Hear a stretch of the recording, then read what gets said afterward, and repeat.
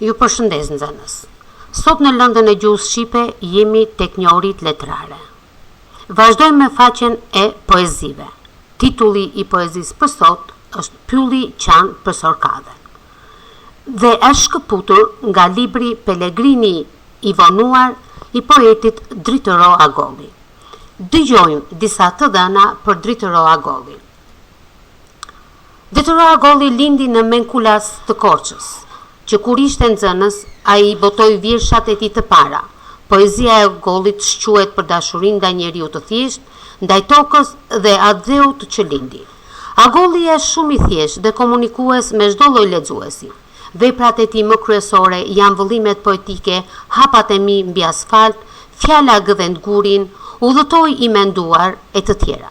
Ndërsa në prozë kemi botimet më të mira të tij, romanet Shkëlqimi dhe Rënia e Shokut Zyro, Njeriu me top, Arka e Djallit.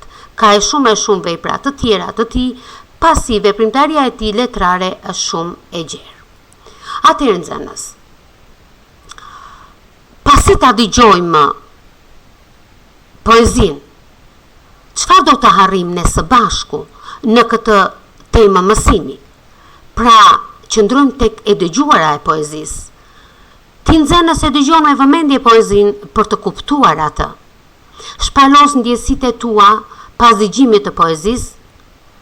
Shkruan nga 2 fjali përmbledhëse për secilën strofë, nxjerr mesazhin e poezisë, analizon gjuhën e figurshme, kthen poezinë në prozë, mëson poezinë përmendesh, dhe fjalët kyç ku ne do të përqendrohemi sot janë pyll, sorkadhe, qan, natë, ditë.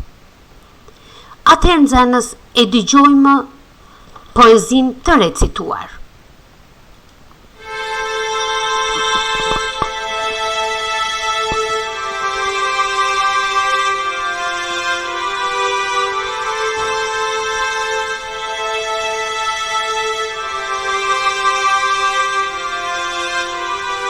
Dritëro Agolli, Pylli Qan për Sorkadhen.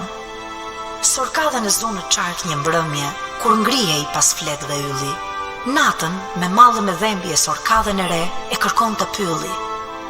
Kur dita niste të feks, sa mbyllej syri yllit, rënkonin drurët me ves, dhe si shte ves, ishin lotët e pyllit.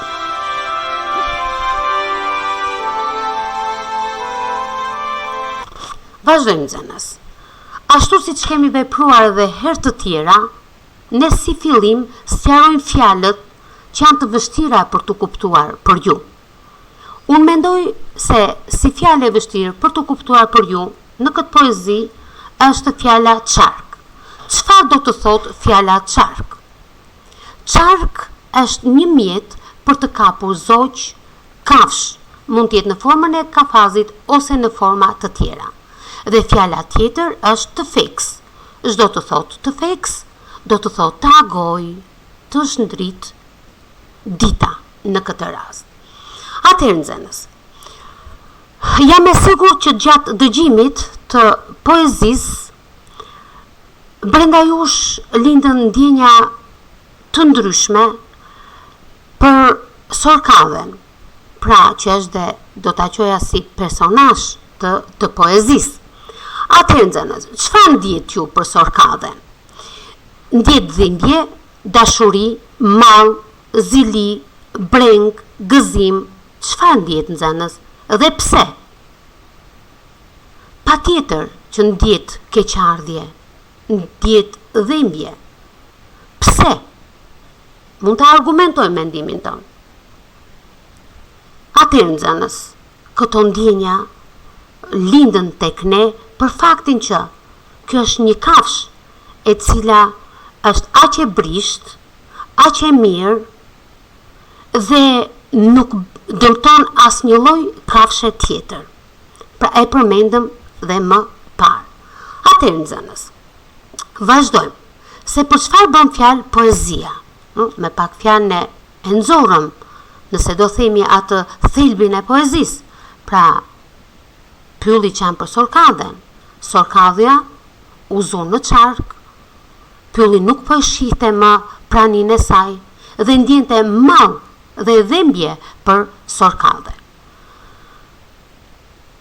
Vazhdojmë, po tek ushtrimi numër 1, ju kërkohet që ju të shkruani fjali dhe mësuesja do të thoshte që ju të shkruani nga 2 fjali përmbledhëse për secilën strofë. Do jap shembullin për strofën e parë. Pra 2 fjali përmbledhëse. Sorkadhen e zu në qark në një mbrëmje dhe pylli e kërkonte atë me mall dhe dhembje.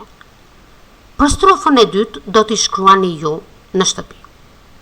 Ushtrimi numër 2 është ai që ne do të harrinim të shpalosnim ndjesitë pasi dëgjuam poezinë dhe që e diskutuam që në fillim fare. Ushtrimi numër 3. Cili është mesazhi i kësaj poezie? Atëherë nxënës desha që ju këtë mesazh të poezisë ta nxjinit me qetësi aty në shtëpi dhe ta shkruani në fletoren e detyrës së shtëpisë.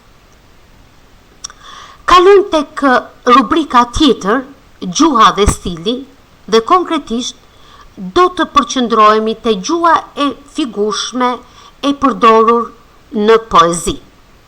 Ushtrimi numër 4 thot: titulli i vjershës jepet me një metaforë.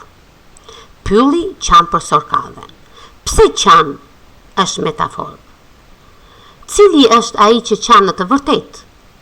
Pse poeti u avesh dhembjen sendeve? Atëherë nxënës, qëndrojmë pak tek figura e metaforës.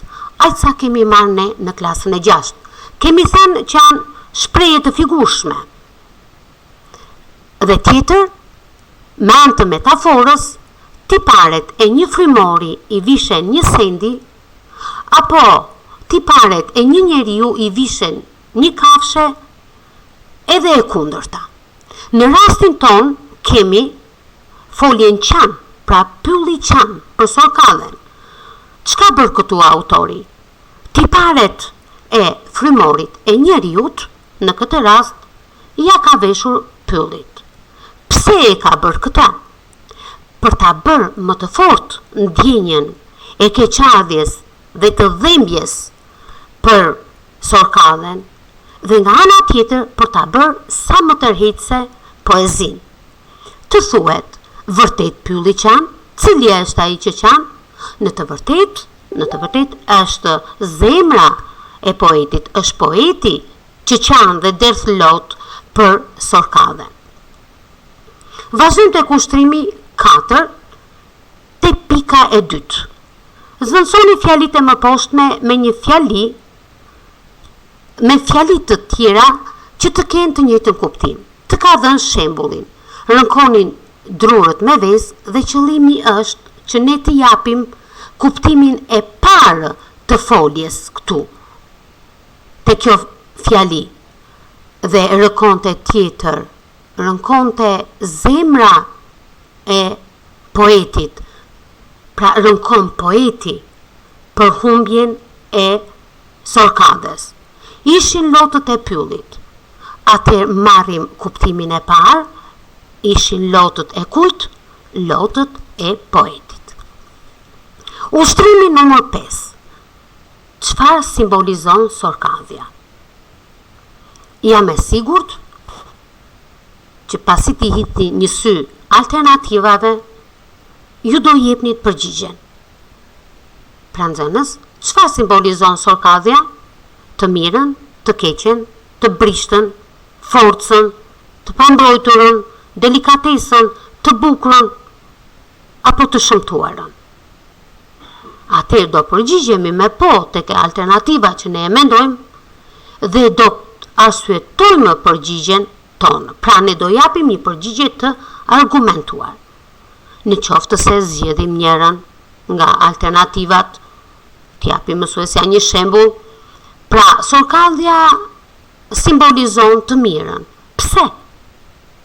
Sepse sorkallja nuk është keqbërse, është thjesht një kafshë e cila ushqehet me bar dhe nuk i bën keq asnjë kafshë tjetër. Me alternativat e tjera ju do të vazhdoni në fletoren e detyrës së shtëpisë. Shikojmë nxënës, kthehemi tek poezia duke parë rimën e saj. Çfarë vini re? Çfarë rime ka përdorur autori? Atëherë, shikoni cili varg rimon tek strofa e parë, cili varg rimon me tjetrin. Vëmë re që vargu i parë rimon me të tretin dhe i dyti me të katërtin. Do me thënë kemi një skemë rime A, B, A, B. Dhe figura që thamë që mbi zotëron është figura e metaforës. Pika detyrë. Mësoni vjeshën përmendësh. Recitoni ngadalë, shqiptojeni mirë fjalët duke shprehur notat e dhimbjes e të hidhërimit. Pra janë notat kryesore që e përshkojnë në këtë poezi. Pra notat e dhimbjes dhe të hidhërimit për humbjen e Sorkadhës. Atëherë nxënës, regjistrimi që ju dëgjuat, që dhe mund ta ridëgjoni, ju ndihmon të recitoni sa më bukur këtë poezi pasi ta keni mësuar përmendesh. Pasi në atë regjistrim është respektuar intonacioni, janë respektuar elementet e teknikës së recitimit. Kalojmë te pika tjetër e detyrës, e cila do të jetë detyrë shtëpie. Në fletoren e detyrës së shtëpisë, kthejeni poezinë në prozë poetike. Atëherë nxënës, e rikujtojmë dhe një prozën poetike, pasi ne kemi bërë detyrë të tillë edhe më parë. Proza poetike është një tekst i cili ngjan me poezinë dhe me prozën. Ngjan me poezinë sepse në atë tekst përshkruhet dhe shprehet ndjenjë, dhe ngjan me prozën sepse shkruhet në rreshta. Kështu që nxënës, ju besoj se duhet ta keni të lehtë kthimin e poezisë në prozë. E theksoj edhe një herë, për arsye se ne kemi bërë dhe herë të tjera detyrë të tillë. Atëherë nxënës, do të keni parasysh dhe një herë që do ta ktheni në prozë, pra shkrimi juaj do jetë në rreshta, patjetër që do ketë humbur rima që ekziston në poezi. Ju mund të shtoni diçka në përhapësirat, do të thosha në mënyrë figurative, të vargjeve, por nuk do shtrembëroni atë çka është përshkruar dhe është shprehur aty. Ky ishte edhe mësimi për sot. Besoj se gjithçka është e qartë për ju. Ju uroj punë të mbarë dhe ditë të bukur.